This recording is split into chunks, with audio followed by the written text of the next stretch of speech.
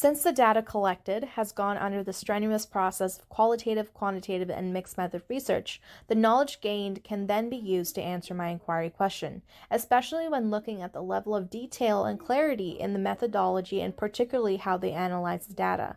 You can also see the reliability when many of these research articles report the same findings. Of course, with any research methods, there will be limitations. Biases were seen in a few articles when healthcare providers were reporting of the experiences that they've had with sex trafficking victims, for example, during self-report or caregiver report. Some articles tended to have a small sample size or only focused on one community rather than gathering data from multiple ones. Recommendations to improve some of these limitations include gathering a larger sample size, which would help with gaining more perspectives and understandings of the issue at hand.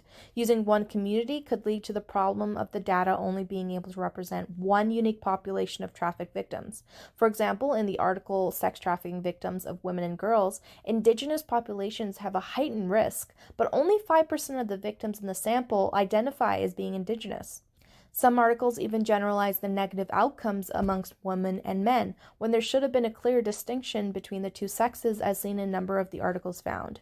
Using a documentary as a resource comes with its own limitations, being that these are lived experiences that may or may not come with a sense of trustworthiness. This includes the possibility of coercion, fear to participate, bribery, false editing, etc. It's extremely hard to really know because there's no ethics approval for documentaries.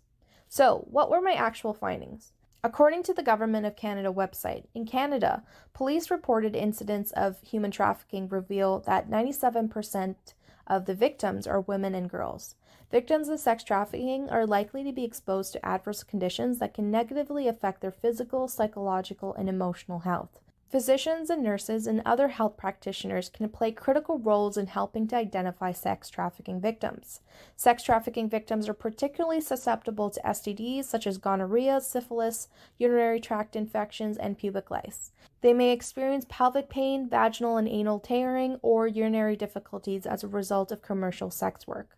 Most victims are often physically abused and tortured. The main recommendation is to screen these victims from physical injuries such as broken bones, bruises, burns, and scars. Care providers should also screen for unwanted pregnancy resulting from prostitution or rape, sterility, miscarriages, and forced abortions.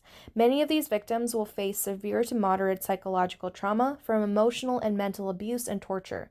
PTSD, depression, anxiety are some of the common psychological issues amongst sex trafficking victims.